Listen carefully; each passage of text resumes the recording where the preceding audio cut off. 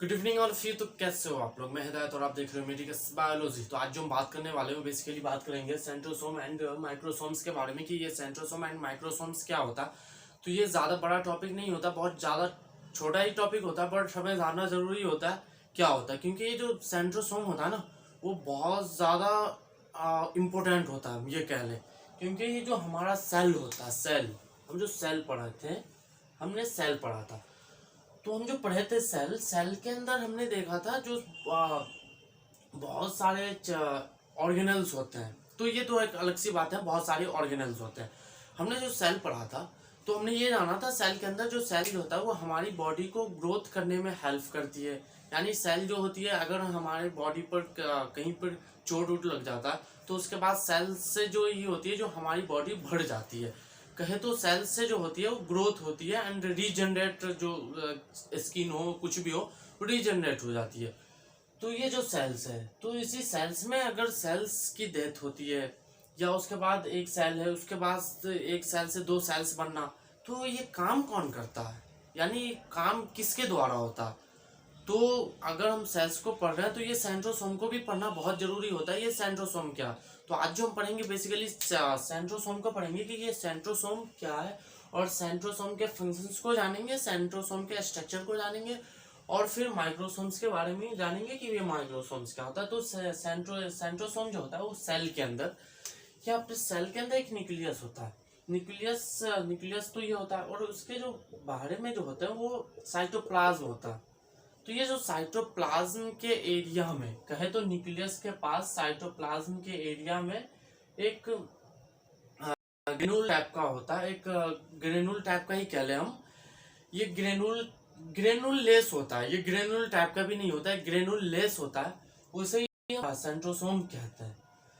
तो ये था हमारा सेंट्रोसोम। सेंट्रोसोम में क्या होता है, जो सेंट्रोसोम के अंदर सेंट्रियोल्स होते हैं, यानी ये जो सेंट्रियोल देख रहे हो ये सेंट्रियोल्स होता है, यानी ये सेंट्रियोल्स होता है। और ये सेंट्रियोल्स ये कहते हैं, यानी ये जो देख रहे हो ये दो मिला के ये सेंट्रियोल्स बनाते हैं, यानी सेंट्रोसोम एंड सेंट्रियोल्स में डिफरेंस होता है। ये अब ये सेंट्रियोल्स कह सकते हैं, ये सेंट्रियोल्स कहते हैं इसे, ये सेंट्रियोल्स होता है।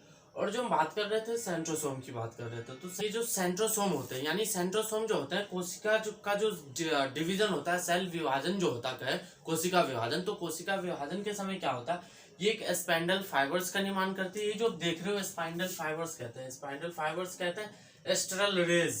तो ये एस्ट्रल रेज का निर्माण करती है, और कोशिका कहे तो कोशिका विभाजन में इम्पोर्टेंट रोल निभाती है। इसका ये था, ये जो होता है ओनली फॉर कहे तो ये सिर्फ एनिमल सेल के अंदर ही पाया जाता है, प्लांट सेल के अंदर नहीं पाया जाता। और भी कोई ये होते हैं जैसे यूग्लिना वगैरह होते हैं, यूग्लिना क्लेमाइडोनोमास वगैरह होते हैं, उसके अंदर ये सेंट्रियोल्स पाए जाते हैं।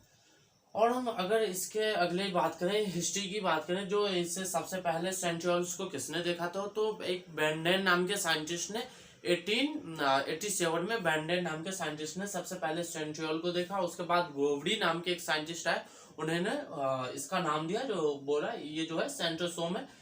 तो बोवरी नाम के साइंटिस्ट ने 1887 में, सॉरी 1888 में बोवरी ने इसका नाम दिया सेंट्रोसोम। ये था इसका हिस्ट्री। अगर हम वही बात करें जो ये सेंट्रोसोम का काम क्या होता है, तो सेंट्रोसोम के काम की बात करें तो एक देखते हैं सेल। ये जो सेल है, सेल के अंदर ये न्यूक्लियस है। न्यूक्लियस के अंदर क्या था, एक न्यूक्लियोलस था, न्यूक्लियोलस के बाद एक सेंट्रोसोम था। ये है सेंट्रोसोम, ये सेंट्रोसोम था। ये क्रोमोजोम से समझ लो, ये क्रोमोजोम से। तो क्रोमोजोम, सेंट्रोसोम क्या करता है, जब ये देख लो आप यहाँ पे, जब सेल डिवीजन होता है तो सेल डिवीजन जो होता है तो इसको सेपरेट करता है। ये जो है सेपरेट, दोनों को सेपरेट करता है और दोनों को एक तरीके से खींचता है। और ये जो इसके जो सेंटर, जैसे क्रोमोजोम्स है, क्रोमोजोम्स के जो सब्सटेंसेस होते हैं वो 50% इधर बढ़ जाते हैं, 50% एक तरफ बढ़ जाते हैं, और दो सेल का निर्माण हो जाता है। ये सेंट्रोसोम का काम यही होता है। और ये डिवीजन किसे कहते हैं, ये जो सेल डिवीजन होता है ऐसा होता है जो जैसे टूटने पर जो दो होता है, तो इसका ये मतलब नहीं है जो 50% भाग आ जाते हैं। इसमें क्या होता है, जो जितना बड़ा सेल होता है डिवीजन होता है, फिर उसके बाद उतना बड़ा ही सेल बन जाता है।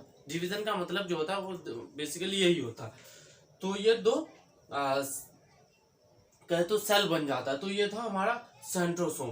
तो ये सेंट्रोसोम का ये फंक्शन होता है। सेंट्रोसोम का एक और फंक्शन होता है, वो सीलिया एंड फ्लैजेला का जो फॉर्मेशन होता है वो सेंट्रोसोम के द्वारा होता है। अगर वही बात करें तो जो हमारा जो स्पर्म होता है, शुक्राणु, तो स्पर्म का जो हेड होता है, हेड नहीं टेल वाला भाग जो होता है, वो टेल वाला भाग के भी फॉर्मेशन में ये सेंट्रोसोम का बहुत ज्यादा अहम रोल होता है। तो ये था फंक्शन। और इसके बाद असल जो सेंट्रोसोम के फंक्शंस को जानना था और सेंट्रोसोम का काम क्या होता है, हमने ये जाना जो सेल डिवीजन में जो होता है सबसे बड़ा रोल निभाता है, इंपोर्टेंट रोल जो होता है वो सेल डिवीजन में होता है सेंट्रोसोम का। और इसके बाद जानते हैं माइक्रोसोम्स क्या होता है। माइक्रोसोम्स को सबसे पहले पहले जानते हैं माइक्रोसोम्स क्या होता है। माइक्रोसोम जो होता है वो एक तरीके से कहे तो एक बहुत ज्यादा माइक्रो एक सैक टाइप का होता है, माइक्रो थैली नुमा स्ट्रक्चर होता है। और इसको सबसे पहले कहे तो क्लाउडे नाम के साइंटिस्ट ने 1941 में देखा था। क्लाउडे नाम के साइंटिस्ट ने 1941 में सबसे पहले माइक्रोसोम्स को देखा और बताया जो ये जो माइक्रोसोम्स होता है वो जब सेल डिवीजन होता है तो इंडोप्लाज्मिक रेटिकुलम टूटता है। तो इंडोप्लाज्मिक रेटिकुलम के टूटने से या उससे पहले भी इंडोप्लाज्मिक रेटिकुलम के टूटने से माइक्रोसोम्स का निर्माण होता है। फिर उन्होंने ये भी कहा जो माइक्रोसोम्स जो होता है इसका जो मेन वर्क्स होता है वो होता है जैसे ग्लाइकोलिपिड्स होते हैं, फॉस्फोलिपिड्स होते हैं, कहे तो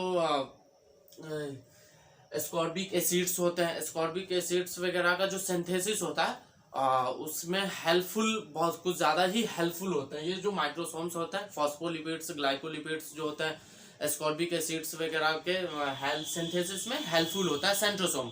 अगर वही बात करें तो सेंट्रोसोम्स का जो वर्क होता है वो प्रोटीन सिंथेसिस का भी होता है। वो सब वैसे प्रोटीन सिंथेसिस का जो वर्क होता है वो राइबोसोम्स का होता है, बट माइक्रोसोम्स जो होता है वो प्रोटीन सिंथेसिस में भी भाग लेता है, यानी ये प्रोटीन सिंथेसिस का भी काम करता है माइक्रोसोम्स जो होता है। माइक्रोसोम्स वगैरह जो होता है जो बड़ा टॉपिक नहीं होता, बहुत छोटा ही टॉपिक होता है, सिर्फ हमें समझना होता है जो ये होता क्या। तो बेसिकली जो माइक्रोसोम्स होते हैं वो ये होते हैं। तो हमने जाना है सेंट्रोसोम्स एंड माइक्रोसोम्स के बारे में ये क्या होता है। तो आई होप आपको वीडियो पसंद आई होगी। तो वीडियो को लाइक करें, सब्सक्राइब करें और कमेंट में जरूर बताएं वीडियो आपको कैसी लगी। तो थैंक यू, जय हिंद एंड जय भारत।